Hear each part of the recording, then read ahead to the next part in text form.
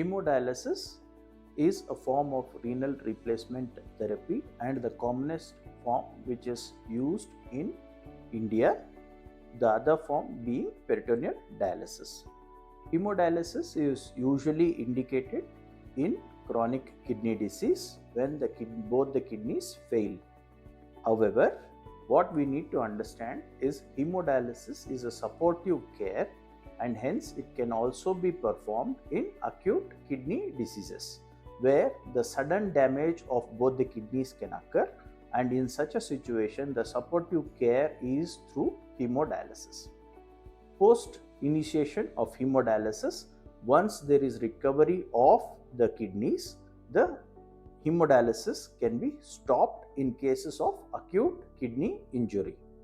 Some types of dialysis is also performed in cases of a disease called rapidly progressive renal failure or rapidly progressive glomerulonephritis. In such situations too, the hemodialysis may be required either temporarily or on permanent basis.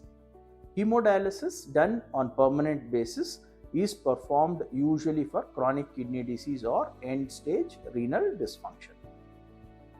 In hemodialysis, basically the sessions are performed at the hospital and it is performed where the blood is removed from the body and it is purified through an artificial kidney and placed back into the bloodstream.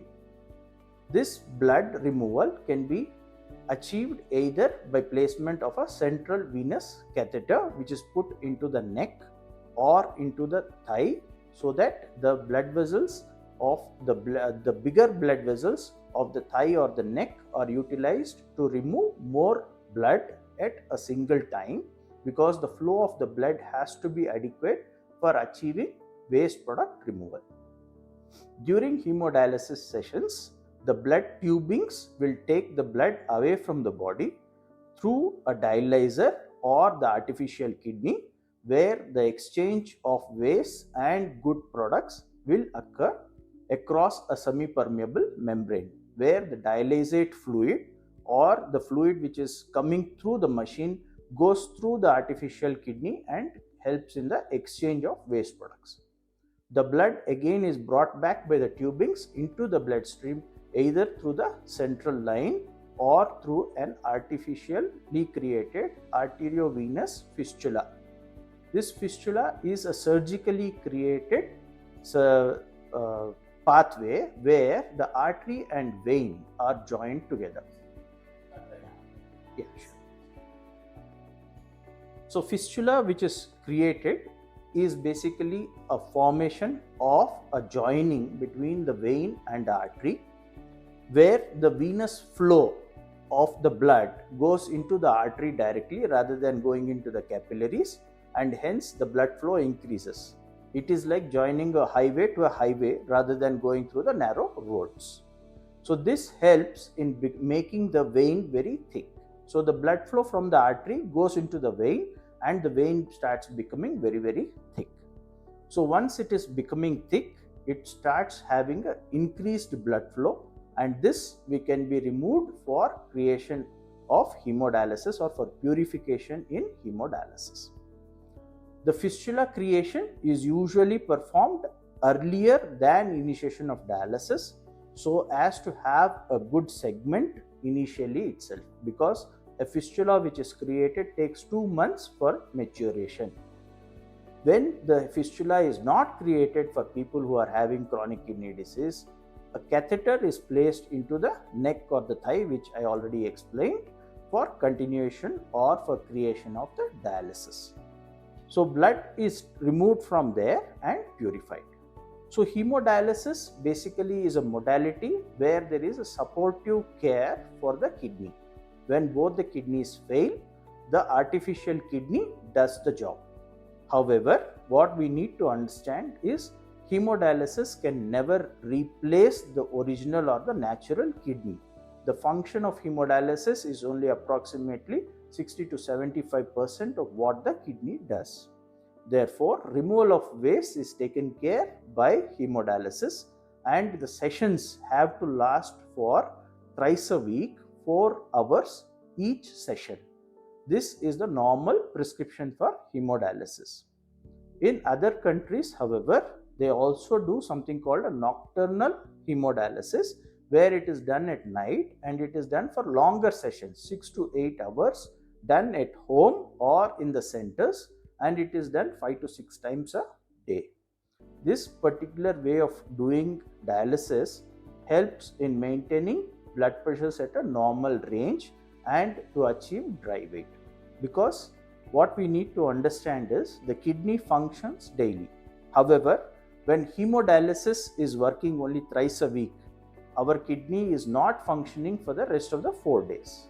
And hence, whatever fluid and waste accumulation is occurring, when it is getting removed in 4 hours time period, you do develop cramps, you may develop hypotension, you may have weakness, tiredness, and giddiness.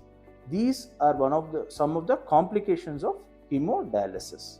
Therefore, to achieve a normalcy or a physiological mode, an extended sessions of dialysis are also preferred. Hemodialysis per se, when it is being done through a fistula or through an internal jugular vein catheter or a central line which is called, these can develop infections, and hence you need to be careful when you are handling the catheters. Care of catheter is very important so as to avoid any infections either locally or into the bloodstream, because the catheters directly go into the heart if it is put in the neck, or if it is in the femoral area, it can be directly going into the bloodstream and causing further problems. Fistulas can also have problems because of repeated punctures, and hence the veins or the vein wall and the skin around the vein may get infected, or it may get dilated, called pseudoaneurysms, and they may rupture. Hence, bleeding risk can also be there. These are less common, however, we have to keep these in mind. And similarly, the blood vessels themselves may get narrowed, and hence there may be difficulty in the flow of the bloodstream, and hence the fistulas may fail. You may require further creation of fistula, and central line catheters may be required to be placed if a fistula fails. These are the various vascular access issues you will be facing. During the sessions of dialysis, as I already mentioned, there may be variation in blood pressures. It can be hypotension where the blood pressures may drop, or it may be hypertension. Some people can develop high blood pressures during dialysis, which may require medications to be given, or change of a dry weight or more of fluid removal on dialysis may be required. Some people develop breathlessness in between sessions of dialysis, requiring extra or intensive sessions of hemodialysis. These forms of dialysis can be continued over a prolonged period of time so as to maintain the normal physiology of the body. Some people go on without any problems. However, the best modality of treatment in an end-stage renal disease or failure of both the kidneys is renal transplantation rather than hemodialysis.